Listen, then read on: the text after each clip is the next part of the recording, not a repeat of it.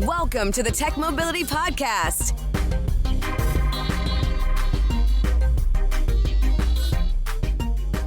I'm Ken Chester.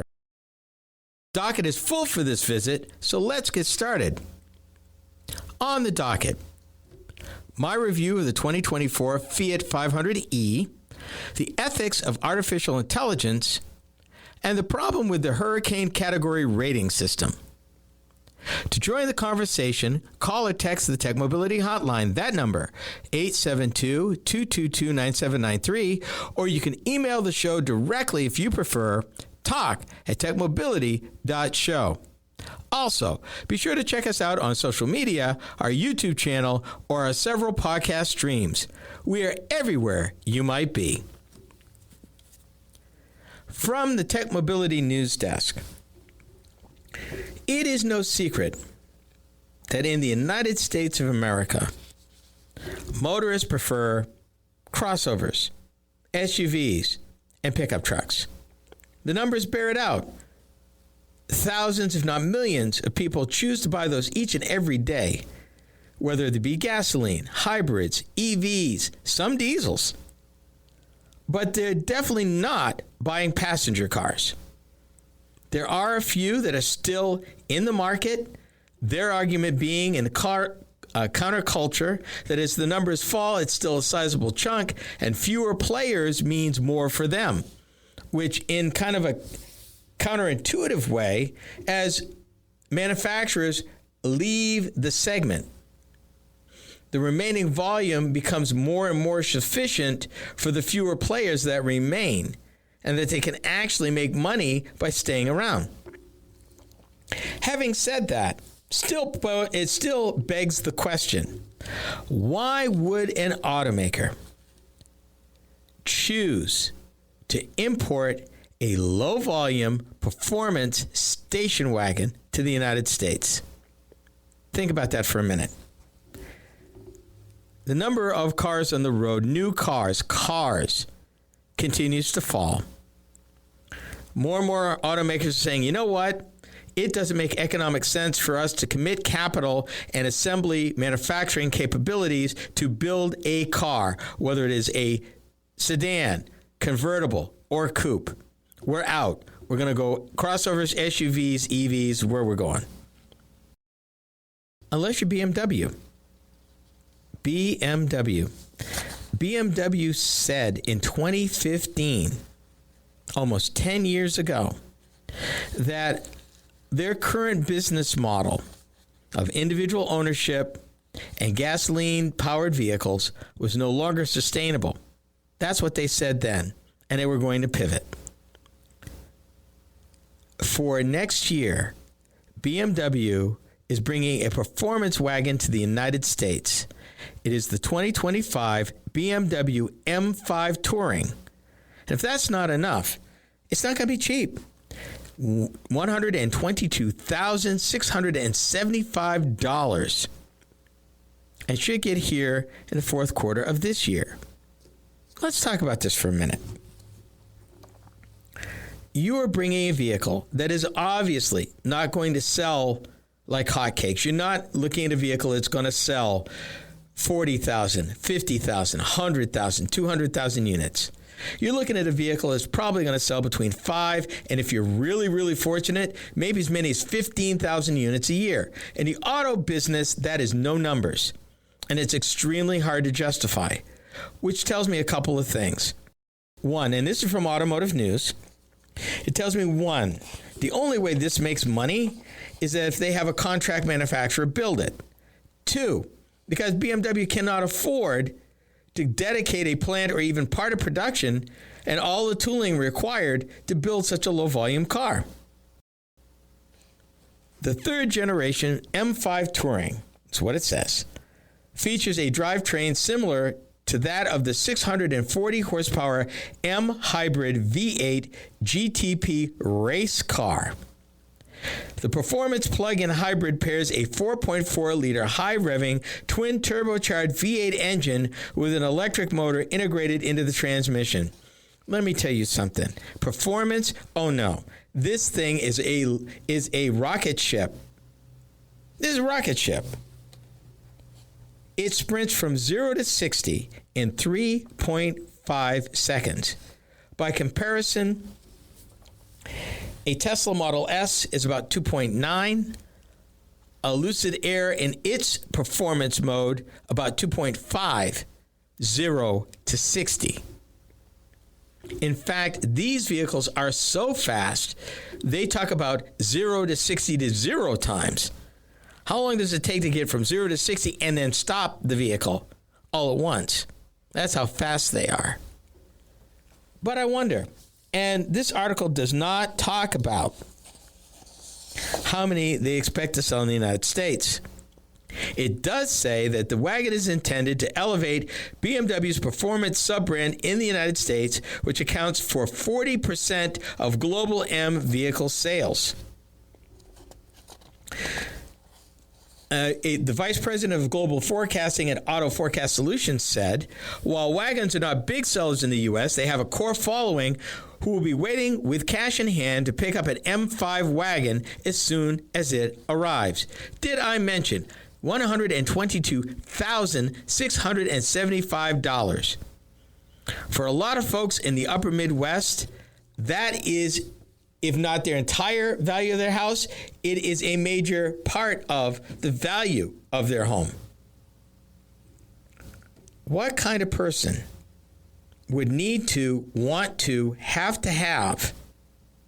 a BMW M5 Touring in their garage? Obviously, high income, high wealth individual, because to maintain these things aren't cheap. And then I mentioned this was a hybrid. Yeah, it's a hybrid. It's a plug-in hybrid, if you can imagine this. And they talk about, and I don't even know why this is even relevant, the M5 Touring offers an estimated zero-emission driving range of up to 25 miles on a charge. Why would that even be relevant? If I can afford to spend $122,000 on one vehicle, then I don't care how far it goes on a charge, because chances are I will probably never drive it in pure electric mode, because that's not where the fun is. I can tell you a number of years ago, I had the distinct pleasure of driving a 10-cylinder M5 sedan. And I want to say probably 20, 25 years ago, the local dealer got one in. They called me and said, "Hey, you want to drive this?" I said, "Sure." It was amazing. So to consider this, which is even steps above that vehicle at that time, which was cutting edge, I can't even imagine. I can't even imagine where you could even drive it to get the full extent of the performance attributes of the vehicle. I mean, no doubt that this vehicle will be an amazing experience, but you're going to be limited where you can drive it, if you want to drive it at all, and you're going to be limited to what you can do with it. And I wouldn't even want to think about what the insurance would cost on this vehicle. That's scary. But let me give you some statistics if you want to get really just crazy. Now, the M5 Touring features the M Hybrid drive system. The combined V8 and the electric motor delivers a total output of 727 horsepower. By comparison, the Dodge Hellcat produced 707 horsepower. And there were some versions that produced even more. If you've never owned a vehicle that produces more than 450 horsepower, let me tell you something. Even at 450, 475, it is more power than you will ever use. Those vehicles are fast with a capital F, and I've driven a number of them. I did drive a Hellcat in that power mode, and I spent the rest of the week apologizing to the car. It was so quick, so fast, and honestly, totally overwhelming. Unless you're planning to do some hot laps on a racetrack with this, you're really never going to get the benefit of all the power you're going to pay for. Top speed, in case you were wondering, 189 miles per hour with the optional M-Drivers package. Standard is 155 miles an hour. I don't know anywhere in the United States, including in the western states, you can drive that fast and not end up having a conversation with the local police officer. county, state, or local. And depending how fast you're driving, maybe all three. I don't know. I wish I could see the numbers of what they're thinking about, but I can guarantee you I'd be very surprised if it was more than 10,000 units. Stellantis believes that an electric Fiat 500 is the way to go. My impressions are next. You're listening to the Tech Mobility Show. Are you tired of juggling multiple apps and platforms for meetings, webinars, and staying connected? Look no further than AONmeetings.com, the all-in-one browser-based platform that does it all. With AON Meetings, you can effortlessly communicate with clients, host virtual meetings and webinars, and stay in touch with family and friends, all in one place and for one price. Here's the best part. You can enjoy a 30-day free trial. It's time to simplify your life and boost your productivity. AONmeetings.com, where innovation meets connection. Get started today and revolutionize the way you communicate. Social media is the main place to be these days, and we are no exception. I'm Ken Chester, the Tech Mobility Show. If you enjoy my program, then you will also enjoy my weekly Facebook videos. From my latest vehicle reviews to timely commentary of a variety of mobility and technology-related topics, these short features are designed to inform and delight you. Be sure to watch, like, and follow us on Facebook. You can find us by typing the Tech Mobility Show in the search bar. Be sure to subscribe to our Facebook page.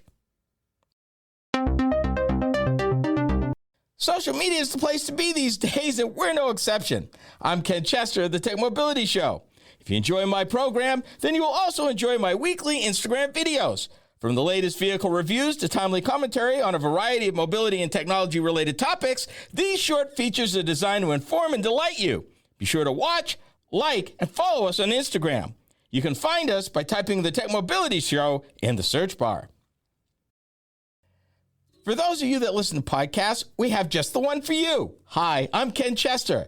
Tech Mobility Topics is a podcast where I upload topic-specific videos each week.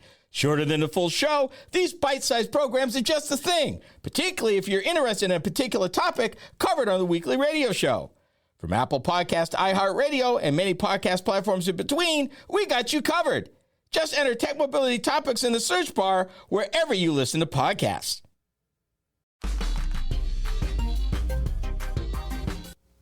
In 1973, we showed a commercial with Remy Julien, Europe's greatest living stunt driver, a man who chooses Fiat for his stunts.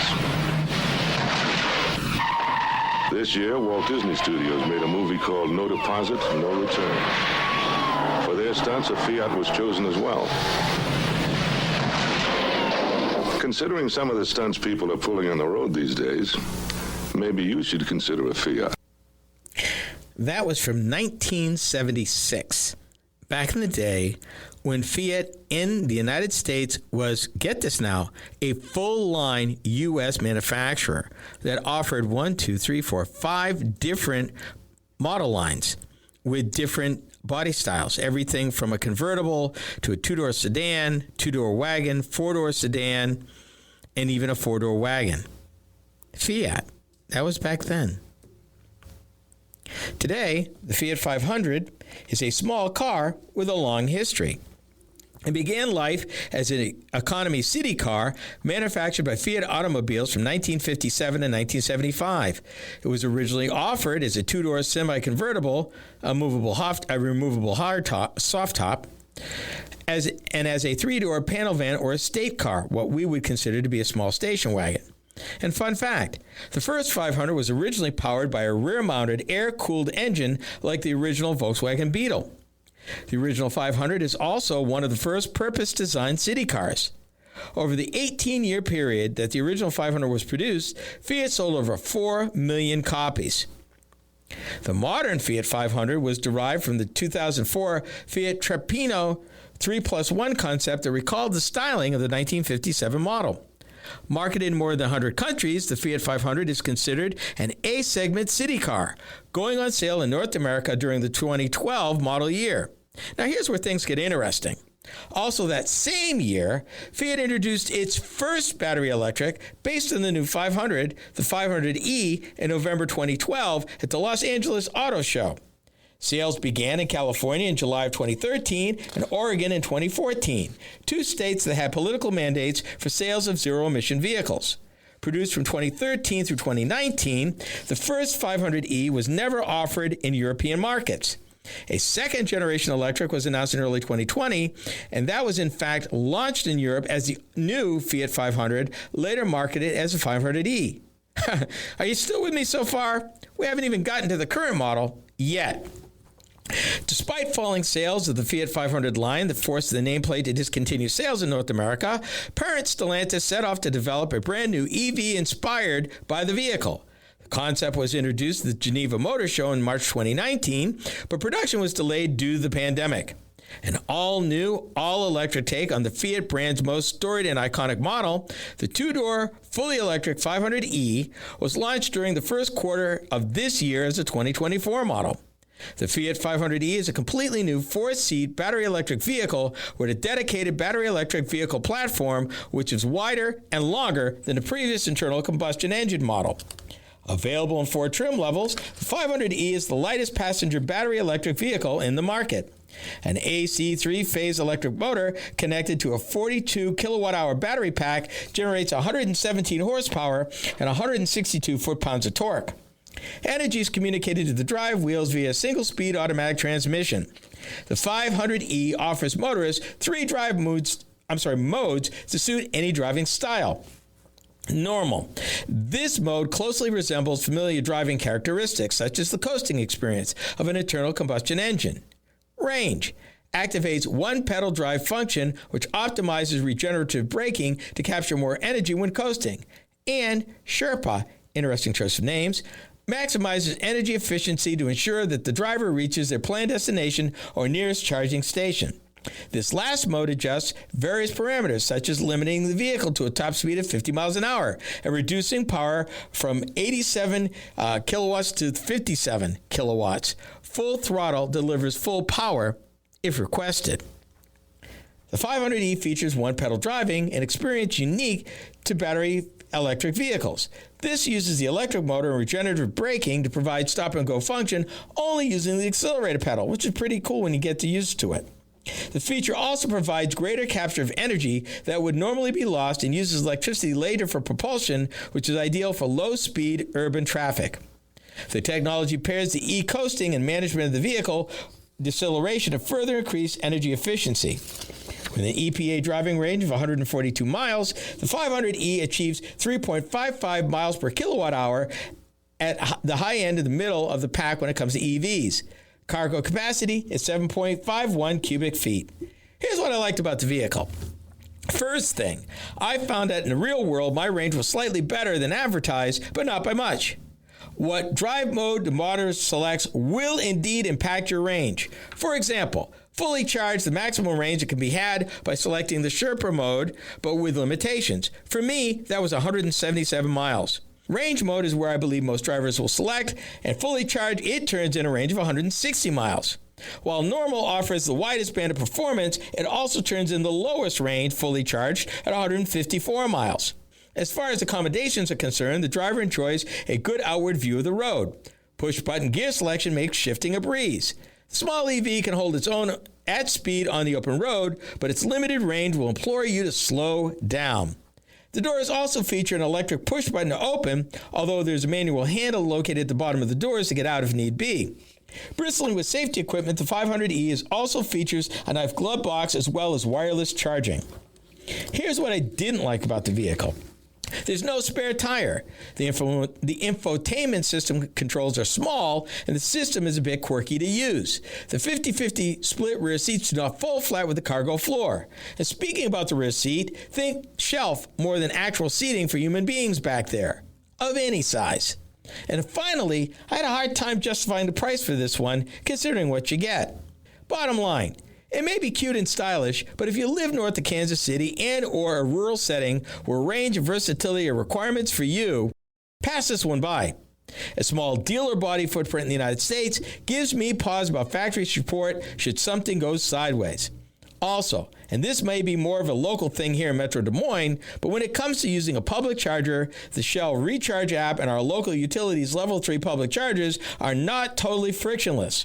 Improvements are definitely required. Since living in Iowa, I had to charge that vehicle almost every day I drove it, which I found to be an irritation.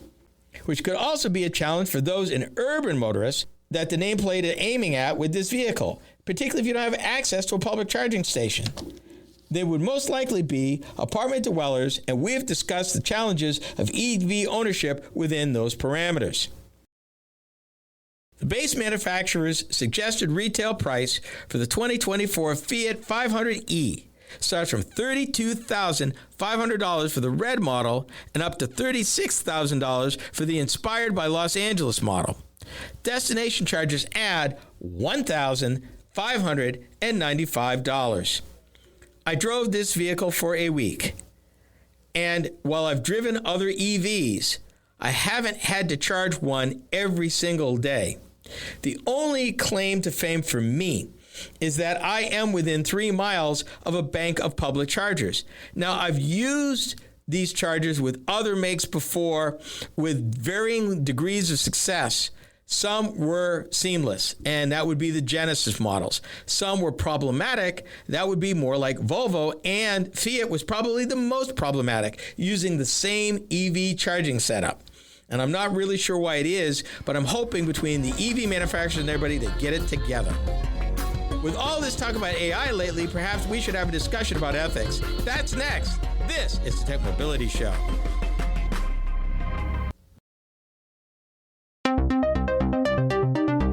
Do you listen to podcasts? Seems that most people do. Hi, I'm Ken Chester, host of the TechMobility Show. If you missed any of our weekly episodes on the radio, our podcast is a great way to listen. You can find the TechMobility Podcast just about anywhere you can enjoy podcasts. Be sure to follow us. From Apple Podcasts, iHeartRadio, and many platforms in between, we are there.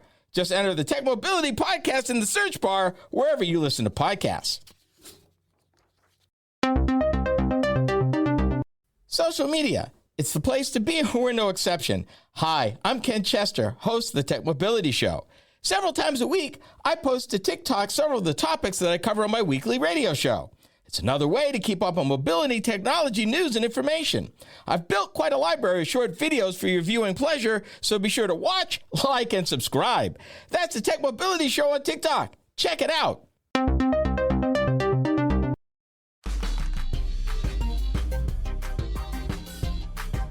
Artificial intelligence, better known as AI, it seems to be everywhere at once and infused into just about any application or workflow you can think of. Question is, with this rush to incorporate a system that can process and manipulate vast quantities of information, where are the checks and balances that assure that misuse and evil intent are minimized? This is topic B. For the research that I did for this segment, we are going into the weeds. We've got a rope. Everybody hold onto the rope. We're going to be fine. The source document is a paper prepared, released by the Machine Intelligence Research Institute. And while it goes into way more detail than we have time to talk about here, consider this part one, because it's going to take me a few segments to work my way through everything that they brought up. And even now, as time permits during this segment, I'm going to only be able to hit the highlights of this 20-page document because it's very pithy. So they start with an example. I'm going to share this example because I think it's very relevant. The possibility of creating thinking machines raises a host of ethical issues. These questions relate to both ensuring that such machines do not harm humans and other morally relevant beings, and to the moral status of the machines themselves. There you go. Now, here's the example. Imagine, in the near future, a bank using machine learning algorithm to recommend mortgage applications for approval. A rejected applicant brings a lawsuit against the bank, alleging that the algorithm is discriminating racially against mortgage applicants. The bank replies, this is impossible, since the algorithm is deliberately blinded to the race of the applicants. Indeed, that was part of the bank's rationale for implementing the system. Even so, statistics show that the bank's approval rate for black applicants has been steadily dropping. Submitting 10 apparently equally qualified genuine applicants, as determined by a separate panel of human judges, shows that the algorithm accepts white applicants and rejects black applicants. What could possibly be happening? This is an ethical question they're asking under the heading of Ethics in Machine Learning and Other Dominion-Specific AI Algorithms. Here's our answer for your consideration. They readily admit that finding an answer may not be easy. If the machine learning algorithm is based on a complicated neural network or genetic algorithm produced by directed evolution, then it may prove nearly impossible to understand why, or even how, the algorithm is judging applicants based on their race. The point that they're making is that AI algorithms play an increasingly large role in modern society, though usually not labeled AI. And the previous scenario that we just described may even be transpiring as this is being written. It will become increasingly important to develop AI algorithms that are not just powerful and scalable, the next three words, but are also transparent to inspection, to name one of many socially important properties. Transparent to inspection. In other words, how did AI arrive at that result? What information went into that decision? What information went into the machine learning model or the foundation model that it used in order to develop the algorithms that it used to screen and evaluate potential applicants as opposed to risk? And why, in this case, in this hypothetical, did race screen out even though they claim to have gone to great lengths to make it blind to race, yet race shakes out? I will say it like this. It depends on what information went into the system, and that the machine may have found patterns that are just so systemic that people just didn't see them, that people didn't recognize because it was over such a large data set. That is how AI learns. It learns. Machine learning means it takes large volumes of data and analyzes it for patterns and trends. And then based on what it learns and how it finds it and the parameters set by the programmers, it spins out results. And a lot of times, two words again, machine learning, it means less parameters by the programmers and more, hey, here's a bunch of data, let us know what you learned. That's a problem. Some challenges of machine ethics are much like many other challenges involved in designing machines. Designing a robot arm to avoid crushing stray humans is no more morally fraught than designing a flame-retardant sofa. It involves new programming challenges, but no new ethical challenges. But when AI algorithms take on a cognitive work with social dimensions, cognitive tasks previously performed by humans, the AI algorithm inherits the social requirements. It would surely be frustrating to find that no bank in the world would approve your seemingly excellent loan application, and nobody knows why, and no one can find out even in principle. Who knows? Transparency is not the only desirable feature of AI. It is also important that AI algorithms take over social functions predictable to those they govern. They liken this to the legal system, which is based on precedent. Precedent being that they don't want to make waves, that it should be predictable outcomes, particularly in corporate law. Here's another point they make. It is also increasingly important that AI algorithms be robust against manipulation. A machine vision system to scan airline luggage for bumps must be robust against human adversaries deliberately searching for exploitable flaws in the algorithm. For example, a shape that placed next to a pistol in one's luggage would neutralize the recognition of it. Robustness against manipulation is an ordinary criterion in information security, nearly the criterion. But, and this is a big but, it is not a criterion that appears often in the machine learning journals, which are more interested in how an algorithm scales up on larger parallel systems, meaning the machine learning journals and the engineers that control machine learning foundation models. In other words, the information it feeds into the algorithms in order to get results out is not taking this into consideration. So we've got transparent to inspection, predictable to those they govern, and robust against manipulation. These are three major values that AI going in, particularly now, need to have. You need to be able to find out how they got there. It shouldn't be a black box saying, hey, we put information in, information came out, we don't know what it did. That's not going to fly. It needs to be predictable. It can't hallucinate or get weird. It needs to be predictable in how it approaches and how it delivers results. And then it needs to be robust against manipulation. Human beings will always try to beat the system. It's just a thing with us. And it needs to detect that, recognize that, and respond to that so it doesn't basically get fooled. And then it asks a question, and we'll get to that next time. As this script is being written, Hurricane Milton is poised to make landfall, but the impact of extreme weather is often understated. We are the TechMobility Show. To learn more about the TechMobility Show, start by visiting our website. Hi, I'm Ken Chester, host of the TechMobility Show. The website is a treasure trove of information about me and the show, as well as where to find it on the radio across the country. Keep up with the happenings at the TechMobility Show by visiting techmobility.show. That's techmobility.show. You can also drop us a line at talk@techmobility.show.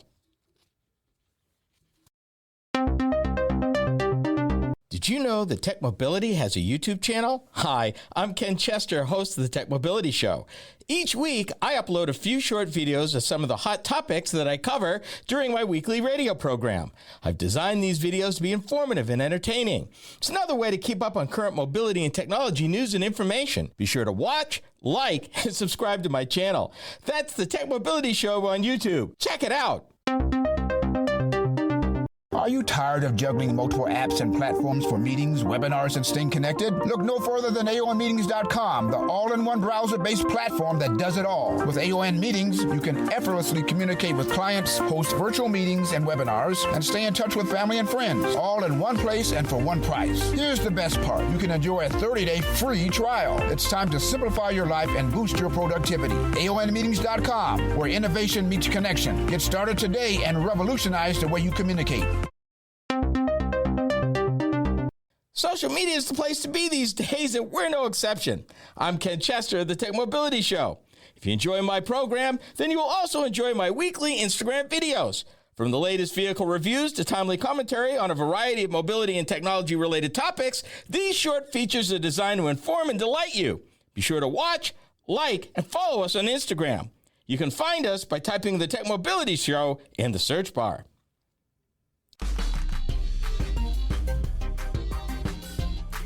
Here's a question for you. What is the most dangerous part of a hurricane? Here's the answer. When it degrades into a slow-moving tropical storm. And that right there is the problem about the current hurricane category rating system when assessing risks to people and property. This is topic C. We haven't even begun to assess the level of damage caused by Hurricane Helene. And now, as I am speaking to you as we were recording this program right now, we are in the middle of the throes of Hurricane Milton. And we won't know, probably for another 2 or 3 days, all the damage it is wrought on Central Florida and points north. But here's the problem. Let me give you, as I usually do, some perspective.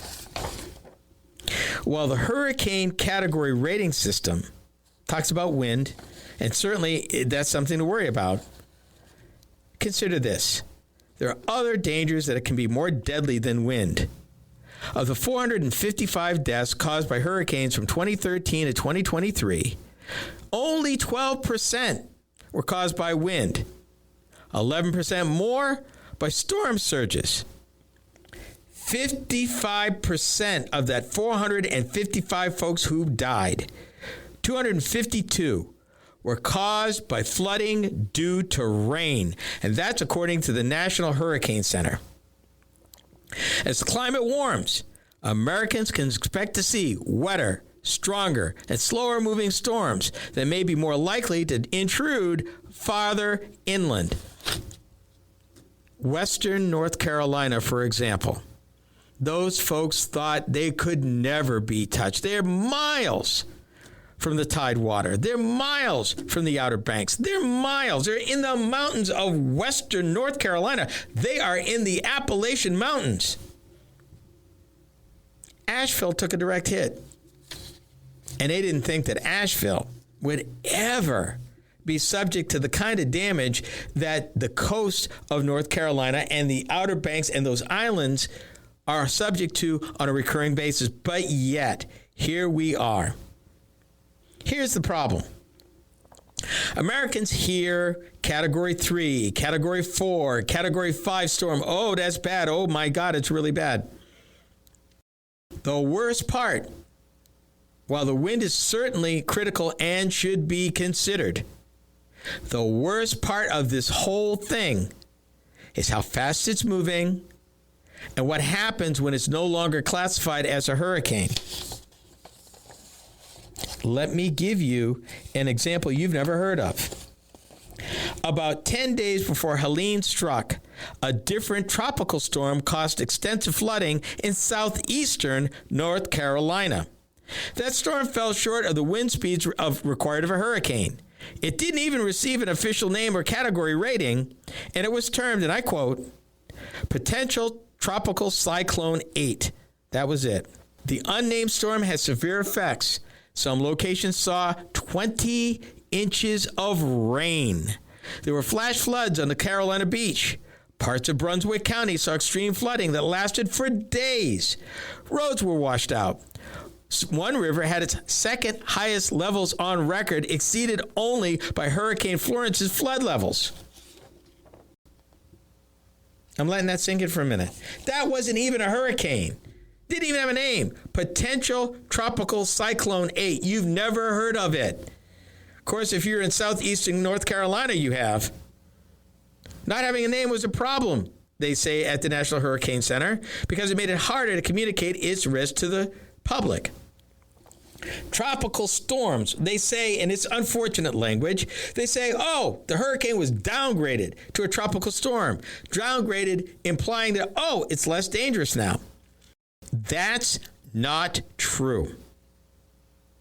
As a matter of fact, if anything, particularly if that storm slows down and stalls, the amount of rain, flooding, particularly if the ground is already saturated with water from previous events, you've got a catastrophe on the likes of disasters that people are saying are once in a lifetime that are appearing 2 and 3 times. Helene hit 2 weeks ago. Milton is following almost the same path and is going to impact a lot of the same people who were still digging out. The stuff that got damaged in Helene was curbside. If the city didn't get it, now it's going to be part of the projectiles and the dangerous mix being thrown around by Hurricane Milton, which means even more deadly. And with the rain, the rain overwhelms sewage systems, overwhelms other toxic waste and all kinds of nasty chemicals in that water. You can get sick, you can get hurt, you can get killed. Either by something in the water that either pulls you under or traps you or pins you or crushes you. This is what's going on. Or even the severe speed of swollen rivers that wash away, you've seen it on the news, washed away cars and trucks, people, some being rescued, some not so much. There is no simple, widely used numerical scale to communicate a hurricane's potential to cause flooding as there is to communicate its wind speed. That's a problem. Some scientists have developed new metrics to try to capture a hurricane's rain risk, but the National Hurricane Center, understandably, doesn't want to confuse the public with multiple rating scales. Let me help you with this, National Hurricane Center. You can give me a category and also some sort of rating on water, kind of a 1-2 punch. I think that we can handle it. I really, really do, particularly with all this that's happening to us right now. Because honestly, the full impact of a hurricane is not just the wind. It's its rain capability, how fast it's moving, how much rain it's dropping. If anything, that's even worse. I'll give you an example. In Asheville, a storm that occurs on average once in 1,000 years is predicted to bring 11.4 inches of rain in 3 days. But during Helene, the airport's weather station recorded nearly 14 inches of rain during that duration. 14 inches of rain.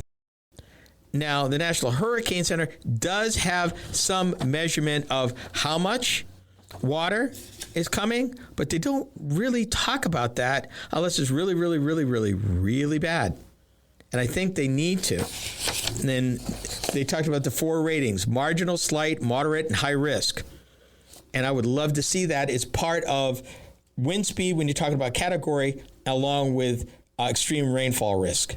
I think that is a fantastic combination.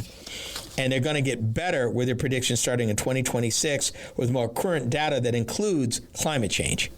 Their current data does not when they're forecasting this. By 2026, it will. But yeah, it's the water, folks, not the wind. We have come to the end of our visit. Be sure to join me again right here next time. This has been the TechMobility Show. The TechMobility Show is a copywritten production of TechMobility Productions, Incorporated. Any rebroadcast, retransmission, or any other use is prohibited without the written consent of TechMobility Productions, Incorporated.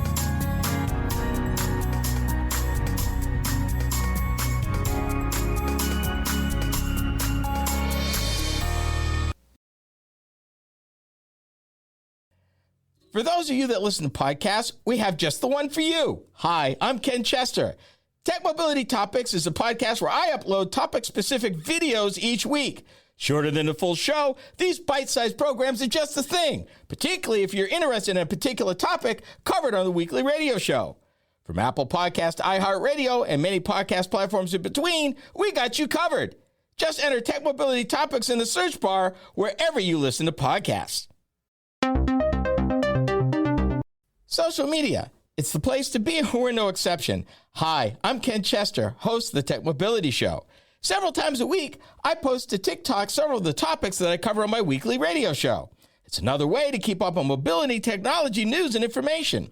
I've built quite a library of short videos for your viewing pleasure, so be sure to watch, like, and subscribe. That's the TechMobility Show on TikTok. Check it out. To learn more about the TechMobility Show, start by visiting our website. Hi, I'm Ken Chester, host of the TechMobility Show. The website is a treasure trove of information about me and the show, as well as where to find it on the radio across the country. Keep up with the happenings at the TechMobility Show by visiting techmobility.show. That's techmobility.show. You can also drop us a line at talk@techmobility.show. Do you listen to podcasts? Seems that most people do. Hi, I'm Ken Chester, host of the TechMobility Show. If you've missed any of our weekly episodes on the radio, our podcast is a great way to listen. You can find the TechMobility Podcast just about anywhere you can enjoy podcasts. Be sure to follow us. From Apple Podcast, iHeartRadio, and many platforms in between, we are there. Just enter the TechMobility Podcast in the search bar wherever you listen to podcasts.